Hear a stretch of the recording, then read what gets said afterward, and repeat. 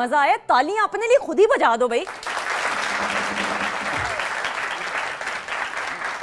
You're watching the weekend show with Sundas Jameel. Yes, we are live। आप हमें call भी कर सकते हैं, फेसबुक के जरिए भी हमारे प्रोग्राम का हिस्सा बन सकते हैं। और यकीन जाने यही वो एनर्जी है जो मेरी प्यारी प्यारी ऑडियंस यंगस्टर्स है ना, वैसे कुछ बुजुर्ग भी हैं जो यंगस्टर्स की कैटेगरी में, जिस तरह बेला है हमारे, मैंने इनको कहा हमारे बैंड बेला और पूरा बैंड है, उसके लिए तालियां भी बजेंगी। मैंने कहा बेला मेरा भाई तुम मुस्कुराना ना, बस जब तुम मुस्कुराते ना तो काम खराब हो जाता है, तो मुस्कुराना ना तो जिंदगी में बड़ा कामयाब होगा। तालियां मेरे बैंड के लिए।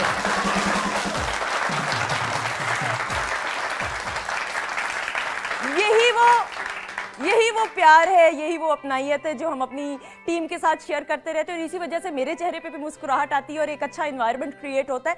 और अच्छे एनवायरनमेंट क्रिएट करने की बात आती है तो नाज़रीन, हमारी कोशिश ये होती है कि आपके चेहरों पे ये मुस्कुराहट हमेशा कायम रहे और एक ऐसा एनवायरनमेंट बना दिया जाए, एक ऐसी सराउंडिंग बना दी जाए कि तमाम फैमिली मेम्बर्स मिल के हमारे प्रोग्राम को देख सके। इस कोशिश में हम कितने कामयाब होते हैं ये आप हमें बेहतर बता सकते हैं।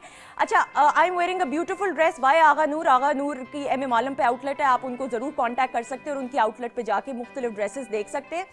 आज चूंकि सैटरडे का रोज है और आज हम आपकी मुलाकात एक फैमिली के साथ कराते हैं, तो आज का प्रोग्राम बड़ा स्पेशल होने वाला है और मेरे दिल के बड़ा करीब होगा। मैं आगे प्रोग्राम में बताऊंगी कि क्या वजह है कि मेरे दिल के करीब होगा आज का प्रोग्राम। नाज़रीन, किसी भी दुनिया में आप किसी भी माशरे पे अगर आप नज़र दौड़ाएं तो एक आर्टिस्ट का बड़ा एक अहम मकाम होता है और एक बड़ी इम्पॉर्टेंट एक पोजीशन होती है किसी भी सोसाइटी के अंदर। एक आर्टिस्ट अपने हाथ के हुनर से, अपने हाथ के ज़रिए, अपने हाथ के फ़न से बहुत सारे माशरे के अंदर मसाइल ऐसे होते हैं जिनको हाईलाइट करता है और उन मसाइल का हल निकालने की कोशिश करता है। कुछ ऐसे आर्टिस्ट्स होते हैं जो कि अपने हाथ के हुनर से, अपने अल्फाज के ज़रिए माशरे के अंदर पैदा हुए हुए मसाइल को उजागर करते हैं और उनका हल निकालने की कोशिश करते हैं। कुछ ऐसे लोग होते हैं जिनको अल्फाज की ज़रूरत नहीं पड़ती, जिनको अल्फाज के सहारे की बिल्कुल ज़रूरत नहीं पड़ती, जो अपने हाथ के हुनर से बनाए हुए कार्टून्स के ज़रिए माशरे के अंदर बहुत सारी आगाही और अवेयरनेस लेके आते हैं। आज की हमारी जो शख्सियत हैं किसी तारुफ की मोहताज नहीं है। अगर आप वेस्टर्न ममालिक में भी देखें तो प्रिंट मीडिया की जब हम बात करते हैं नाजरीन, न्यूज़पेपर्स हो गए, अखबारात हो गए, मैगजीन्स हो गई, कार्टून का एक बड़ा अहम मकाम होता है और एक बड़ी अहम मखसूस जगह होती है किसी भी न्यूज़पेपर और मैगजीन के अंदर। जब हम अपने मुल्क के अंदर माशरे की बात करें और कार्टून की बात करें तो एक ऐसी शख्सियत है जिसका हमेशा जहन में नाम आता है।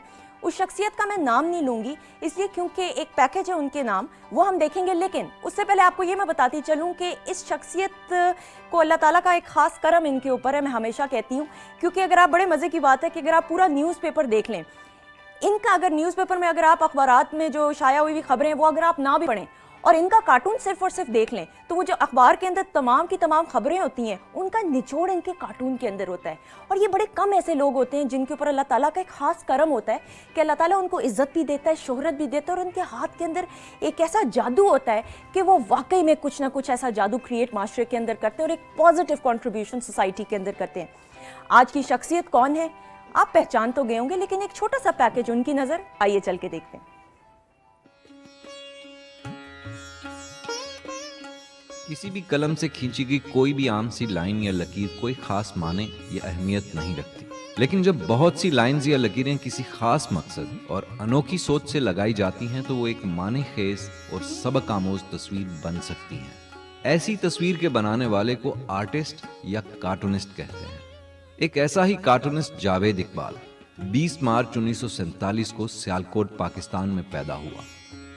अपनी मुनफरिद सोच, अछूते आइडियाज और अनोखी फनी सलाहियतों के जरिए वो देखते ही देखते पाकिस्तान की पहचान बन गए। यहां तक कि अब वो आम आदमी के सफीर के नाम से भी जाने जाते हैं। जावेद इकबाल ने अपने कलम के जरिए आम आदमी के मसाइल को न सिर्फ उजागर किया बल्कि कुछ ऐसे मसाइल को भी उजागर किया जिसका आम आदमी को खुद भी एहसास नहीं था। अपने 51 साला फनी करियर में उन्होंने इंसानों को जीने और अपने हक को हासिल करने का ढंग अपने इन्हीं कार्टून्स के जरिए सिखाया। जावेद इकबाल की इन्हीं फनी सलाहियतों और इंसानियत की खिदमत के सिले में हुकूमत पाकिस्तान ने इनको प्राइड ऑफ परफॉर्मेंस के एजाज से नवाजा और पाकिस्तान के दिल लाहौर शहर के इलाके गुलबर्ग की एक स्ट्रीट को भी पाकिस्तान के इस सपूत जावेद इकबाल स्ट्रीट के नाम से मंसूब कर दिया। पूरी पाकिस्तानी कौम को आप पर फख्र है और ये यकीन है कि पाकिस्तान का नाम आप यूं ही रोशन करते रहेंगे।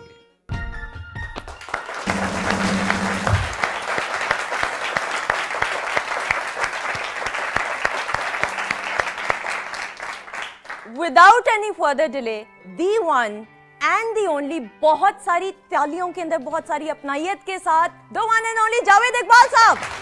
अस्सलाम वालेकुम, thank you so much for coming. और ये वो प्यार है जो आपके ऑडियंस और आपके फैंस जो हैं आपके लिए दिखा रहे हैं आज। आपने तो आज मेरा दिन बना दिया है डे बाय डे।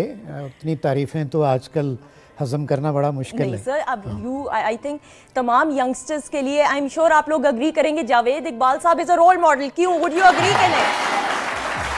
शुक्रिया, थैंक यू। जावेद साहब, जिंदगी में इंसान ख्वाहिशात तो बड़ी करता है, इंसान हमेशा चाह रहा होता है कि एक अचीवमेंट करे, एक गोल तक पहुंचे, बड़े ख्वाब होते हैं। आपने कभी सोचा था कि जो आज आपका नाम है आप उस तरक्की की बुलंदी और सक्सेस की बुलंदियों तक पहुंच सकेंगे? मेरे ख्याल के मुताबिक जितना पैशन या हार्डवर्क और सिंसियरिटी के साथ कोई भी काम करेगा तो वो कोई ना कोई गोल अचीव कर लेगा। मैंने 50 साल से कार्टून बना रहा हूँ, तो अपने रीडर्स के लिए, चाहे मैं बीमार हूँ कुछ हूँ, मैंने कार्टून जो है वो मिस नहीं करना। ठीक है। क्योंकि मैं ये समझता हूँ कि अल्लाह ताला ने हर इंसान को कोई ना कोई उसकी ड्यूटी लगाई हुई है। तो मैं खुशकिस्मत हूँ कि जो मेरी ड्यूटी लगी हुई है मैं हंस के अदा करता हूँ। नहीं तो कई लोग हमारे जो है ना चिड़चिड़े इसलिए होते हैं कि वो काम के लिए किसी और के लिए पैदा हुए हैं, कर वो कुछ और रहे। तो अपने मुल्क के जो मसाइल हैं वो बहुत ज़्यादा हैं। तो मेरे ख्याल के मुताबिक इसी वजह से मुझे अपना काम जो है दुनिया का सबसे आसान तरीन काम लगता है। सबसे आसान मेरे ख्याल में, जब तक आपको इश्क ना हो अपने काम से तब तक आपको वो आसान नहीं लगेगा। नहीं, इश्क के अलावा यहाँ मसाइल बहुत हैं। मसाइल बहुत हैं। यानी मैं सोचूं अगर एक तो वो 10 आइडियाज़ आ जाते हैं, क्योंकि पानी, बिजली, आप किसी चीज़ को हाथ लगाएं तो मसाइल हैं। और वो इतने बड़े नहीं हैं, ये छोटे छोटे सेल्फ क्रिएटेड हैं। मैनेजमेंट की कमी है। यही लोग जो हैं वो जब मेरे लोग हैं, अपने लोग हैं, बड़े प्यार करने वाले भी हैं, लेकिन बहुत हमें आज़ादी जो मिली थी ना 1947 से, हम उसका हर रोज़ इस्तेमाल करते हैं। जहाँ गाड़ी खड़ी कर दें, जहाँ जो मर्जी करें, चाहे रॉन्ग साइड से मोटरसाइकिल ले आएं या सामने से आ जाए। लेकिन जावेद साहब, इतना अरसा हो गया, आपने पूरी ज़िंदगी अपनी वक्फ कर दी इस अपने फील्ड के लिए, अपने काम के लिए। कार्टून्स तो आप बनाते हैं लेकिन लोग नाराज़ भी होते होंगे। कभी ऐसा हुआ हो कि आपको नाराज़गी को, लोगों को दूर करने में मुश्किलात का सामना करना पड़ा हो? क्योंकि आपके जो कार्टून्स होते हैं बड़े बोल्ड होते हैं और आप ऑब्वियसली जो सच होता है माशरे के अंदर, जिस आपने कहा, उन्हीं को आप सामने लेके आते हैं। अच्छा, तो फिर नाराज़गी होती है? मेरा ख्याल है पहले ये चीज़ नहीं थी। तो मैं वैसे भी बड़ा ऑप्टिमिस्टिक हूँ, तो हर चीज़ का मैं पॉजिटिव पहलू देखता हूँ। लेकिन चंद सालों से मैंने महसूस किया कि अब लोग जो है ना उनमें कुव्वत बर्दाश्त या सब्र नहीं रहा। और एटीट्यूड में भी वो जो लाहौरियों का एक मिजाज होता था ना, लाहौरिये बेफिक्रे हाथों में हाथ डाले जा रहे हैं, कह के लग रहे हैं। तो अब तो कोई कह लगा रहा हो तो वो कहते हैं पागल है। बिल्कुल सही। तो ये जो मुआशरे में अदम बर्दाश्त और उसका आगे है, अब मुझे लगता है कि कभी कभार मुझे भी महसूस होता है कि वो लोग पर्सनल ले लेते हैं, वो बर्दाश्त की कमी। अच्छा सर, इतने सारे कार्टून्स आपने बनाए, कोई ख्वाहिश रह गई हो कि फ़लाँ का कार्टून ना बनाया, फ़लाँ मसले को नहीं डिस्कस किया? मेरे ख्याल में इतना कुछ तो कर लिया, लेकिन ख्वाहिशात तो बड़ी इंसान की।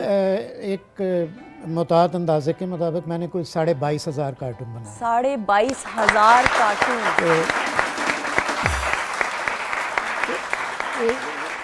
उसमें मेरा ख्याल आपने बड़े कैजुअली कह दिया ना कि एक अंदाजे के 22,500 मतलब 2200, तो चलो समझ 22,000। अरसा भी तो देखे ना। हाँ। और उसमें मैं लेकिन आप बुजुर्गी के अपने आप को कैटेगरी में ना लेके हैं ना, अरसा कह के ऐसी जवान ही है सर, ऐसी बात नहीं है। अच्छा, तो उसमें देखे ना अरसा कितना है। उसमें मेरे मंथलीज भी हैं, मंथली में कार्टून बनाता था, वीकली में, डेली में, और कई दफ़ा तो मैं 3 मैगजीन्स में काम करता था। तो उसका मैंने एक दफ़ा हिसाब लगाया था। इतनी हज़ार तादाद जो है उसमें मेरा हाल कोई मसला रहता नहीं। अच्छा। तो कभी कभार मैं इंटरनेशनल या ग्लोबल भी सोचता हूँ, लेकिन हमारे जो अपने मसाइल है ना बहुत ज़्यादा, इतने ज़्यादा, मैं कुड़ता रहता हूँ। अब मैं लोग कहते हैं यार इतने फ्रेश तुम क्यों लगते हो? मैंने कहा भी मैं अपना कैथारसिस तो रोज़ निकाल लेता हूँ, तो मैं रिलैक्स हो जाता हूँ। लेकिन अब मुझे जो 7-8 अखबार मैं सुबह पढ़ता हूँ, या आंखें खुली रहती हैं, कान भी खुले होते हैं, तो तबीयत ना बड़ी अजुर्दा होती है कि आम आदमी का मसाइल देख के। सही।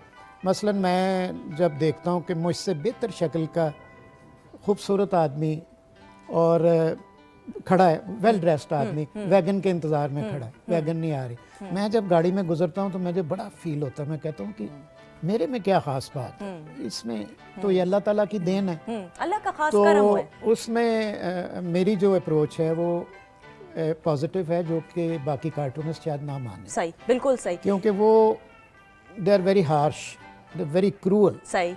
तो लेकिन मैं ये समझता हूँ कि इंसान जो है जिसका मैंने कार्टून बनाना है, तो बजाय उसके वो अजुर्दा ना हो, वो खुश हो, बल्कि दिखाता फिरे बिल्कुल सही लोगों को। बिल्कुल सही।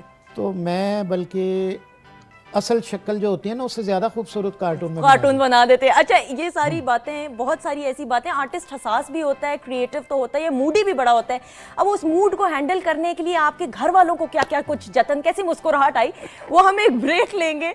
ब्रेक के बाद फिर वो जो खातून है जिनको इनके मूड को हैंडल करना पड़ता है उनको हम मेडल भी देंगे, लेकिन ब्रेक के बाद तो बहुत सारी बातें जानेंगे, वो सारी बातें जो पहले इनके बारे में आपने नहीं सुनी होंगी। ब्रेक के बाद stay tuned, keep watching the weekend show.